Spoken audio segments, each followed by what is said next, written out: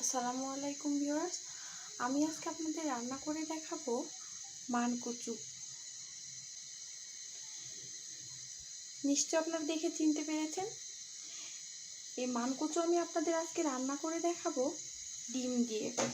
সেজন্য আমি মুরগির ডিম সিদ্ধ করে নিয়েছি। এর জন্য আরও যা কিছু লাগছে তা হচ্ছে পেঁয়াজ কুচি, আদা রসুন বাটা, টমেটো কুচি, সামান্য পরিমাণ লবণ। লবণটা তরকারির পরিমাণ এবং স্বাদ মতো যে যার মতো দিয়ে নেবেন। হাফ চামচের মতো হলুদ গুঁড়া, হাফ চামচ ধনিয়া গুঁড়া, 2 চা চামচের মতো মরিচ গুঁড়া। এর সাথে আমি দারুচিনি, 2টা এলাচ আর 2টি লবঙ্গ নিয়ে নিয়েছি। চলুন তাহলে এবার রান্নাটি দেখা যাক। রান্না করার জন্য আমি প্যানে প্রথমে পরিমাণ মতো তেল দিয়েছি। তেলের ভেতরে আমি ডিমটা প্রথমে ফ্রাই করে নেব।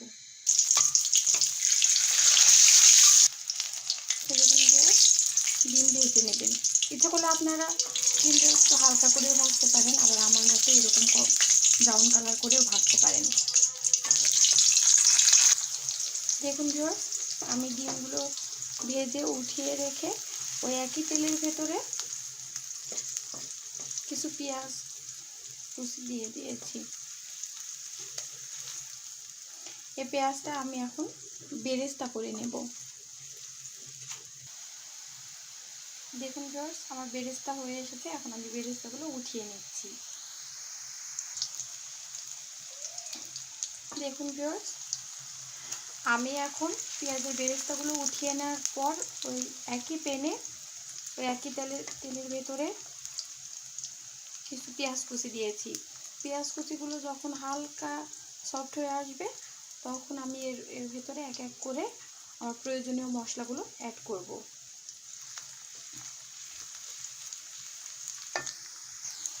দেখুন ভিউয়ার্স, আমার পেঁয়াজগুলো যখন এইরকম সফট হয়ে আসবে ঠিক তখনই আমি এক এক করে আমার মশলাগুলো আমি এর ভেতরে অ্যাড করব। তার আগে আমি এতে সামান্য পানি অ্যাড করব। এই মশলার ভেতরে আমি সামান্য পানি অ্যাড করেছি, আদা রসুন বাটা দিয়ে দিয়েছি। পানি অ্যাড করার কারণে মশলাগুলো পুড়ে যাবে না। এই পানি দিয়ে আমি মশলা কষিয়ে নেব। তার আগে আদা রসুন বাটাটি পানির সাথে একটু কষিয়ে নিচ্ছি। তো সেখানে একটু তেলের শব্দ শোনা যাচ্ছে, কারণ তেলের ভেতরে পানি দিয়েছি ওই জন্য। এখন আমি যদি লবণ সহকারে এই মশলাগুলো এখানে দিয়ে দিই তাহলে শব্দটা কমে আসবে।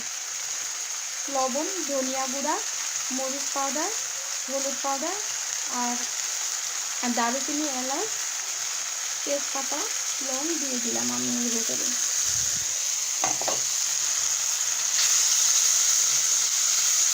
এভাবে নেড়ে নেড়ে মশলাগুলো আমি কষিয়ে নেব যতক্ষণ পর্যন্ত মশলার উপরে তেল উঠে না আসে। যতক্ষণ পর্যন্ত মশলার উপরে তেল উঠে না আসে ততক্ষণ পর্যন্ত আমি নাড়বো আর মশলাগুলো এভাবে কষাবো। তো আমি এখন কিছুক্ষণের জন্য মশলা ঢেকে দিচ্ছি। মশলা পুরোপুরি কষানো হয়ে যাওয়ার পর আমি আবারও ফিরে আসছি।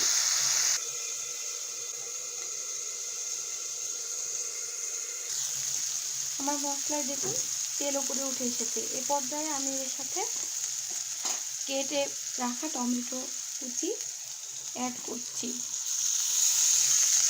আমি এ পর্যায়ে দিয়ে দিই। এ পর্যায়ে দিলে মশলার সাথে টমেটো কুচিটা ভালোভাবে সিদ্ধ হয়ে গলে যায় আর মশলার গ্রেভিটাও অনেক ভালো হয়। তারপর আমি এর ভেতরে মানকচু দিয়ে কষিয়ে নেব।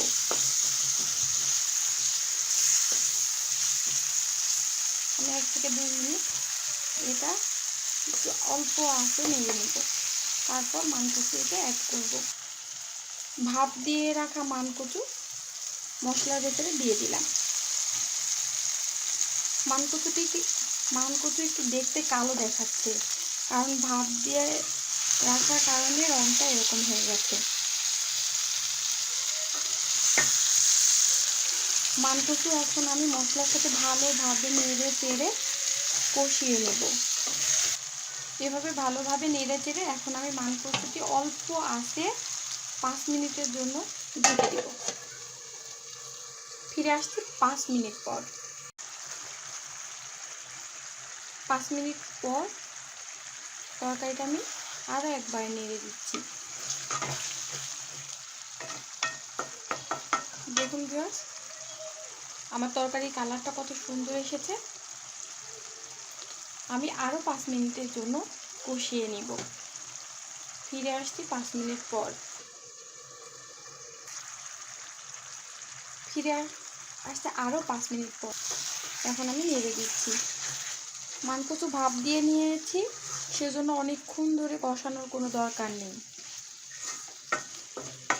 10 মিনিট কষিয়ে আমার মানকচু দেখুন সিদ্ধ হয়ে এসেছে।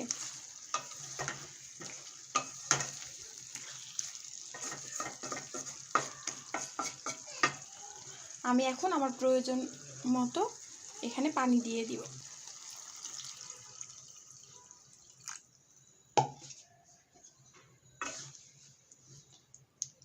আমি একটু ঝোল ঝোল খাবো, সেজন্য পানির পরিমাণটা একটু বেশি দিয়ে দিলাম। আপনারা ইচ্ছে করলে গামাখা করেও নামিয়ে ফেলতে পারেন। তো আমি ঢেকে দিচ্ছি 5 মিনিটের জন্য। ফিরে আসছি 5 মিনিট পর। দেখুন, এ পর্যায়ে এসে আমি আমার সিদ্ধ করে ভেজে রাখা ডিমগুলো দিয়ে দিলাম।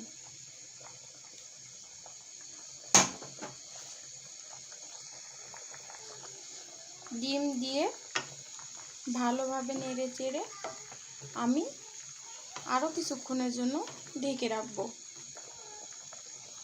তাহলে আমি ফিরে আসছি আরও 6 থেকে 7 মিনিট পর। এর মধ্যে আমার তরকারি হয়ে যাবে। দেখুন ভিউয়ার্স, আমার তরকারি পুরোপুরি রান্না কমপ্লিট হয়ে গেছে। এখন আমি তরকারি নামানোর আগে আমি যে পেঁয়াজের বেরেস্তা করে রেখেছিলাম সেটা হাত দিয়ে মসলে গুঁড়ো করে রেখেছি, আর এটা আমি তরকারির ওপরে দিয়ে দিব। তার আগে আমি চুলাটা বন্ধ করে দিচ্ছি।